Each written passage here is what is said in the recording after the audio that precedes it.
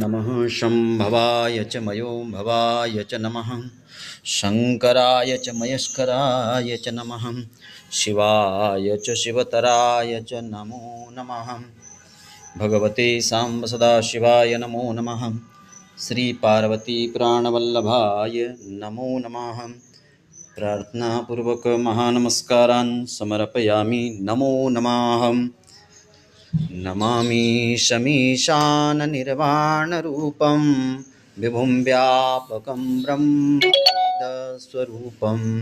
निजं निर्गुणं निर्विकल्पं निरीहं चिदाकाशमाकाशवासं भजेऽहं निराकारमोङ्कारमूलं तुरीयं गिराज्ञानगोतीतमीशं गिरीशं करालं महाकालकालं कृपालं गुणागार संसारपारं नतोऽहं तुषाराद्रिशङ्काशगौरं गम्भीरं मनोभूतकोटिप्रभाश्रीशरीरं स्फुरन्मौल्लिकल्लोलिनी चारुगङ्गा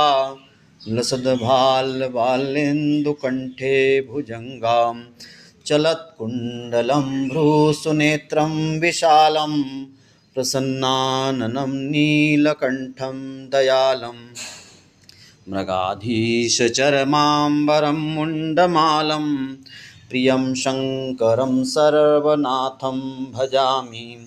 प्रचण्डं प्रकष्ठं प्रगल्भं परेशम् अखण्डम् अजं भानुकोटिप्रकाशं त्रयः शूलनिर्मूलनं शूलपाणिं भजेऽहं भवानीं पतिं भावगम्यं कलातीतकल्याणकल्पान्तकारी सदा सच्चिदानन्ददाता